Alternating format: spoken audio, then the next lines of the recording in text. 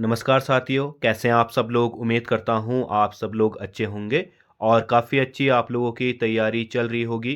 तो स्वागत है आपका हमारे यूट्यूब चैनल की एक और वीडियो में। आज की वीडियो में हम बात करेंगे उत्तराखंड के इतिहास की। तो उत्तराखंड के इतिहास के क्रम में हमने अभी तक जान लिया है कुमाऊं में चंदवंश और गढ़वाल में पवार वंश। ठीक है, इन दोनों के बाद हमने जाना कि कैसे 1790 में कुमाऊं पर गोरखा शासन लागू हुआ और 1804 में गोरखों ने गढ़वाल मंडल को भी अपने अधीन कर लिया और इस संपूर्ण उत्तराखंड में किसका शासन हो गया? गोरखा शासन का हो गया। तो उस सब की बात हमने पिछली वीडियो में की है। अगर आपको चंदवंश और पवार वंश या फिर गोरखा शासन की पिछली पहली वीडियो देखनी है तो आप हमारे चैनल पे जाके उत्तराखंड का इतिहास की प्लेलिस्ट है वहाँ पे जाके देख सकते हैं, जिसमें हम आपको संपूर्ण उत्तराखंड का इतिहास 1 बाय 1 चैप्टर टू चैप्टर वहाँ पे आपको करा रहे हैं। ठीक है, वहाँ पे आपको इसके नोट्स भी आपको पीडीएफ के जरिए टेलीग्राम में मिल जाएंगे, तो आप हमारे टेलीग्राम चैनल पे भी ज्वाइन कर सकते हैं पीडीएफ के लिए। ठीक है, तो चलिए वीडियो को शुरू करते हैं। तो पिछली वीडियो में हमने जाना कि कैसे कुमाऊं और गढ़वाल में गोरखा शासन लागू हुआ, उसके बाद कौन कौन से गोरखा शासक रहे। मैंने बताया था पिछली वीडियो में आपको कि जो गोरखा थे उनका जो प्रशासक था उसको सुब्बा या फिर क्या कहा जाता था, सूबेदार, जिसने उत्तराखंड में शासन किया। तो उसी क्रम में हम देखते हैं कि कौन कौन से सुब्बा या सूबेदार हुए जिन्होंने कुमाऊं और गढ़वाल में अपना राज प्रशासन शुरू किया गोरखों का। ठीक है, तो सबसे पहले मैंने बताया था कि 1790-91 में कुमाऊं में किसका शासन आया? हमारा गोरखों का आया। तो सबसे पहला जो सुब्बा हुआ वह हुआ जोगा मल्ल। इसका शासनकाल की बात करें तो 1791 से 92, लगभग 1.5 साल ये क्या रहा? कुमाऊं का शासक शासक रहा। ठीक है, और इसने अपने कार्यकाल में सबसे पहला भूमि बंदोबस्त किया। ठीक है, और यह उत्तराखंड का और कुमाऊं का सबसे पहला भूमि बंदोबस्त भी यही है। कौन है? जोगा मल्ल द्वारा किया गया था। उत्तराखंड और कुमाऊं का सबसे पहला भूमि बंदोबस्त। ठीक है, हाल ही में 2-3 परीक्षाओं पहले ये सवाल आया था कि कुमाऊं में या फिर उत्तराखंड में सबसे पहला भूमि बंदोबस्त किसने दिया था? तो उसमें ऑप्शन आए थे हमारा जोगामल और हेनरी रैमजे और 2-3 ऑप्शन और थे। तो वहाँ पे बहुत सारे बच्चों को कन्फ्यूजन हुआ और उन्होंने अंग्रेज जो प्रशासक थे उनका नाम वहाँ पे टिक किया। ठीक है, परंतु कुमाऊं का या फिर उत्तराखंड का पहला भूमि बंदोबस्त किसने किया? सुब्बा जोगा मल्ल ने किया था। ठीक है, फिर इसके बाद इसने पिथौरागढ़ में 1791 में ही बावलीगढ़ का किला बनवाया, जिसे वर्तमान में लंदन फोर्ट के नाम से जाना जाता है। लंदन फोर्ट या फिर सोरगढ़ के नाम से इसको जाना जाता है। ये कहाँ पे स्थित है? यह पिथौरागढ़ में स्थित है। और जो पिथौरागढ़ का क्षेत्र है वहाँ पे अभी भी ये क्या है? विद्यमान है। ठीक है, और इसको किस नाम से जाना जाता है? अभी लंदन फोर्ट के नाम से। सॉरी। ठीक है, इसके बाद जो अगला सुब्बा आया वह आया सुब्बा नरसाही।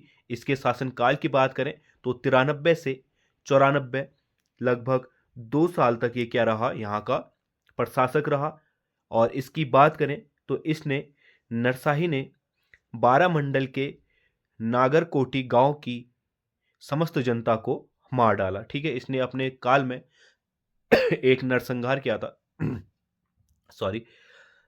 तो उसको क्या कहते हैं? हम नरसाही का मंगल कहते हैं। जो 12 मंडल परगना था उस समय पे उत्तराखंड का, अल्मोड़ा जिले में, तो उसी का एक गांव था नगरकोटी गांव। इसने क्या किया? उसकी समस्त जो जनता थी उसको मार डाला। ठीक है, और यह एक मंगलवार का दिन था, तो इसीलिए इसको क्या कहते हैं? नरसाही का मंगल कहते हैं। पूछ लेगा कभी कि नरसाही का मंगल किसको कहा जाता है? तो ये क्या थी? एक मारने की घटना थी जिसमें नगरकोटी गांव के समस्त जनता को इसने क्या किया? मौत के घाट उतार दिया। ठीक है, फिर इसके अच्छे कार्य इन गोरखा शासक में आपको किसी के नहीं मिलेंगे, क्योंकि ये लोग आए किसके लिए थे? लूटपाट के लिए आए थे, और ऐसा कुछ था नहीं। जिस समय ये लोग आए थे, उस समय से ही जो उत्तराखंड की जनता थी, वह बहुत भयभीत हो गई थी और अपना सर छुपा रही थी इधर-उधर और क्या कहते हैं, और इन्होंने वैसा ही किया भी था और बहुत ज़्यादा लूट-खसोट, मारा-पीटी और किसी की जान लेना इनके लिए बहुत ही आम बात थी उस समय पे, ठीक है? और यहाँ तक कि ब्राह्मण जाति के लोगों को भी ये लोग नहीं छोड़ते थे। उनसे भी काम करवाना, उनका भी शोषण करना, शोषण पूरी जनता का इन्होंने किया था, ठीक है? और इसके बाद आया अजब सिंह थापा, सुब्बा अजय सिंह थापा। इसने भी वही किया था। इसने 1500 जो ग्राम प्रधान होते थे चंद्रवंश के समय से, उनको क्या किया, मौत के घाट उतार दिया, ठीक है? और ऐसा कुछ इनके काल में रहा नहीं। अगला सुब्बा आया, सुब्बा अमर सिंह। 1900 सत्र सॉरी ये 1900 नहीं होगा, 1795 से 1797 तक इसका शासनकाल रहा। और ये क्या था, एक सर्वोच्च जो सेनापति था, इसलिए इसको नेपाल का एक उस समय सर्वोच्च अलंकार, जैसे अभी हमारे इंडिया में मिलता है भारत रत्न या अन्य जो पद मिलते हैं, ठीक है, वैसे ही उस समय पे नेपाल का एक सर्वोच्च अलंकार होता था काजी। तो यह किसको मिला था, सुब्बा अमर सिंह को मिला था, ठीक है? फिर इसके बाद आया चौतरिया बमसा। ऐसा कुछ शासनकाल इसका बढ़िया रहा नहीं। 1997 से 1797 से 1802 तक इसका शासनकाल रहा, ठीक है? और कुछ नहीं रहा। फिर 1802 से 1806 के बीच बहुत सारे इसमें आए सुब्बे। इसमें रहा पहला सुब्बा, सुब्बा रघुवीर शाह, गढ़केसर पांडे, ऋतुध्वज थापा, ठीक है? फिर इसके बाद 7वें नंबर में आया हमारा चौतरिया बमसा। पुनः आया चौतरिया बमसा, 2 बार प्रशासक बना, कहाँ का, कुमाऊं का, 1806 से 1815 तक। और ये क्या था, सभी सूबों में सर्वाधिक काल तक इसने क्या किया, शासन किया, या फिर सर्वाधिक लंबा कार्यकाल रहा इसका। तो पूछ सकता है कि कुमाऊं में गोरखों का सबसे लंबा प्रशासक कौन था, या सबसे लंबा कार्यकाल किसका रहा, तो वह रहा चौतरिया बमसा का, ठीक है? ये छोटे छोटे जो सवाल होते हैं, यही हमारा किस में परेशान करते हैं, पेपर में परेशान करते हैं, ठीक है? और खास करके युगेतिर पलेसी बहुत ही ऊट पटांग सवाल पूछ रहा है। अभी आप जो ड्राफ्टमैन वाला था या फिर जो आशुलिपिक वाला था, हाल ही में परसों रविवार को पेपर हुआ उसका, अगर आप उसको उठा के देखोगे तो आप बिल्कुल कंफ्यूज हो जाओगे। जो गाने हैं उनके राइटरों के नाम तक पूछे गए हैं उसमें। तो बहुत ही डेप्थ में और छोटी छोटी पॉइंटों को पकड़ के आप लोगों ने तैयारी करनी है, ठीक है? फिर ये क्या हो गया, हमारा कुमाऊं मंडल के जितने भी सूबे थे वह पढ़ लिया हमने, ठीक है? फिर इसके बाद गढ़वाल के जो गोरखा प्रकाश जो प्रशासक थे उनके बारे में हम बात करेंगे। यहाँ पे जो मैंने बताया था अभी आपको कि 1804 में गोरखा प्रशासक कहाँ पे स्थापित हुआ, हमारा शासन कहाँ पे स्थापित हुआ, गढ़वाल मंडल में, ठीक है? तो गढ़वाल मंडल में जो पहला प्रशासक था वह था अमर सिंह थापा। 1804 से 1805 के बीच में रहा। और जैसे ही यह गढ़वाल क्षेत्र में जीता, और ये जीतने के तुरंत बाद ही ये कहाँ पे चले गया, पश्चिम के अभियान में, यानी कि तिब्बत अभियान में चला गया। और इसने अपने बेटे को यहाँ का क्या बनाया, प्रशासक बनाया, ठीक है? इसका बेटा कौन था, रणजोट थापा था। और इसका कार्यकाल 1805 में रहा, 1 साल लगभग ही रहा, 1 साल से भी कम रहा इसका। और इसको जो मौलाराम था, मौलाराम ने अपनी पुस्तक रण बहादुर चंद्रिका में इसको दानवीर कर्ण और प्रतापी राजा कहा है, ठीक है? पूछ लेगा कभी, मौलाराम ने किस गोरखा प्रशासक को दानवीर कर्ण की उपाधि दी थी, तो किसको दी थी, रणजोर थापा को। इन्होंने अपनी मौलाराम ने अपनी पुस्तक रण बहादुर चंद्रिका में इसको क्या कहा है, दानवीर कर्ण और प्रतापी राजा कहा है, ठीक है? फिर इसके बाद जो अगला प्रशासक आया वह आया हस्तिदल चौतरिया।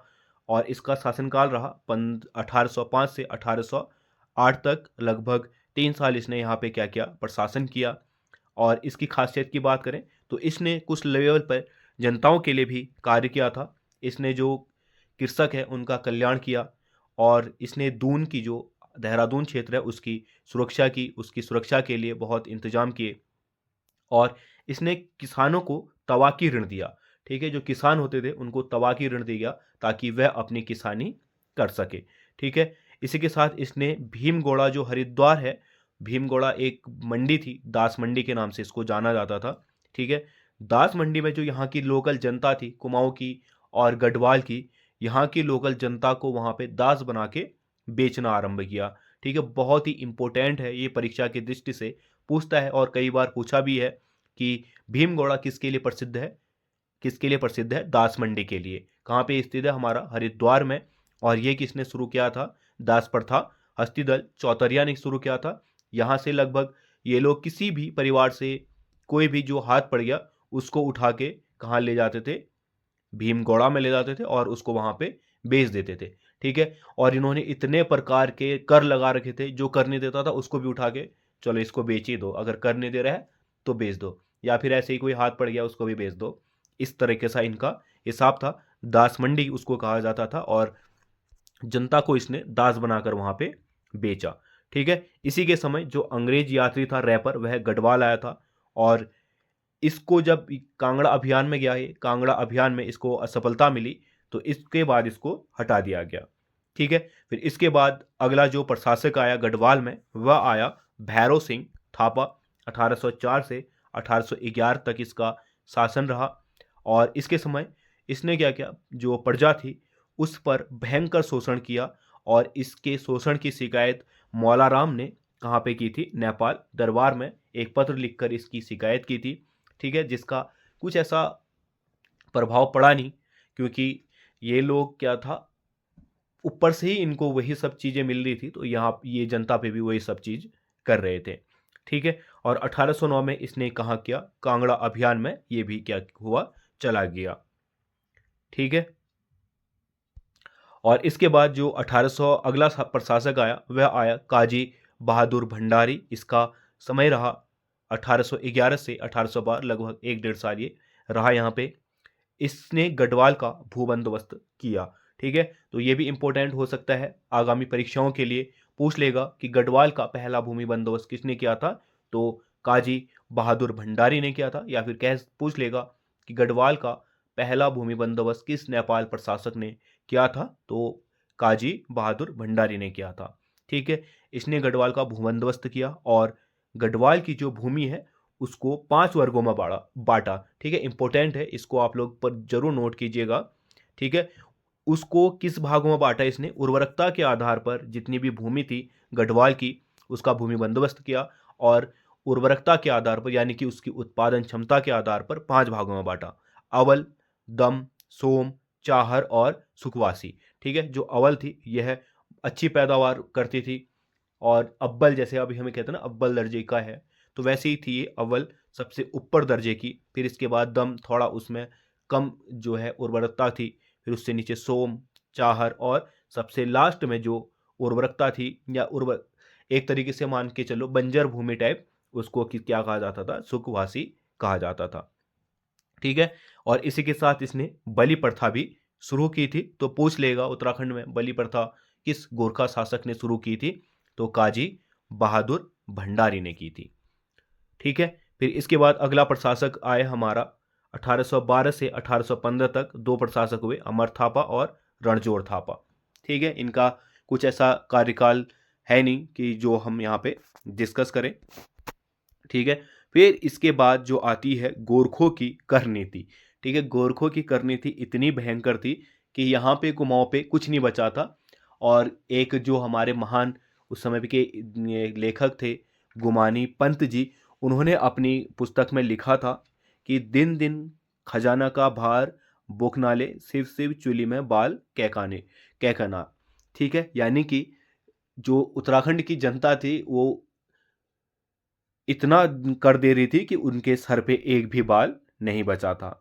ठीक है, भार उसको ढोते ढोते और दिन प्रतिदिन उसका भार देते देते। ठीक है, ऐसा कहा जाता है कि जिस समय गोरखा यहाँ पे आए तो यहाँ पे आते ही उन्होंने लूटपाट शुरू कर दी थी।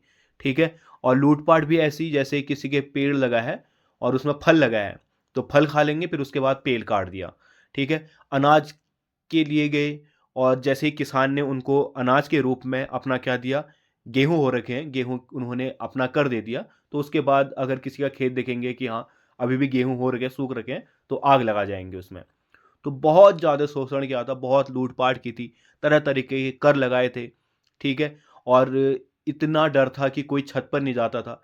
अगर कोई छत पर दिख गया तो उसको पकड़ा और दास मंडी में बेच दिया, या फिर उसको पकड़ लिया। जैसे कोई महिला थी, तो महिलाओं का तो यहाँ पे उत्तराखंड में एक तरीके से बाहर निकलना भी बंद हो गया था। ऐसा कहा जाता है कि जैसे ही महिला बाहर आती थी और गोरखों के हत्थे चल गई, तो उसके साथ कुछ ना कुछ गलत वहाँ पे होना ही है, ठीक है? तो बहुत ज़्यादा शोषण, यहाँ पे जनता डर गई थी, डर का माहौल था और इन्होंने बहुत ज़्यादा शोषण किया था, बहुत तरह तरीके के कर लगाए थे। ये मान के चल ले कि कोई दिख गया, ला भाई तू पैसे दे, ठीक है? कोई भी कर ना बोल के उस चीज़ का कर वो ले लेते हैं, ठीक है? जिसमें से हम मुख्य करों की यहाँ पे बात करेंगे। एक था कुराही कर। कुराही कर जो था ब्राह्मणों से लिया जाता था, ठीक है? फिर था पुगाड़ी कर, जो कि एक भूमि कर था, ठीक है? और ये कर लिया जाता था सैनिकों के वेतन के लिए, ठीक है? जितने भी गोरखा सैनिक हैं उनके वेतन के लिए जनता से पुगाड़ी नामक कर लिया जाता था। फिर अगला है पगड़ी, या फिर उसको हम पगड़ी कर भी कहते थे। तो ये किया जाता था संपत्ति हस्तांतरण के समय, ठीक है? अगर कोई अपनी संपत्ति किसी अपने पुत्र को स्थानांतरित कर रहा है या फिर किसी और को बेच रहा है, तो उस समय पे अगर संपत्ति उसने हस्तांतरित करनी है तो उसके लिए लगता था पगड़ी कर, ठीक है? फिर अगला आता था सलामी कर, जो कि एक नजराना था, ठीक है? गोरखा शासक को नजराना भेंट या भेंट देने के लिए सलामी कर लिया जाता था। टीका भेंट, किसी भी शुभ अवसर पर अगर किसी जनता के घर में शादी है, नामकरण है, या कोई भी जनेऊ है, या अन्य कोई भी ऐसा शुभ अवसर है उसके घर पे, ठीक है? तो वहाँ पे उसको गोरखा प्रशासक को एक कर देना होता था, जिसको हम कहते थे टीका भेंट, ठीक है? फिर आता था सुवागी दस्तूर। ये क्या था? अगर किसी के पास एक बीसी से अधिक भूमि होगी तो वह कौन सा कर देगा? सुवागी दस्तूर। फिर है हमारा सोनिया फागुन। अगर कोई उत्सव आ रहा है, जैसे राखी है, हरेला है, या अन्य कोई भी उत्सव उत्तराखंड की जनता मना रही है, तो उसको कौन सा कर देना होता था? सोनिया फागुन कर देना होता था, ठीक है? तान कर होता था, तान कर भी कहते हैं इसे। यह मुख्यतः बुनकरों से लिया जाता था, जो कपड़ा उद्योग, ठीक है, करते थे।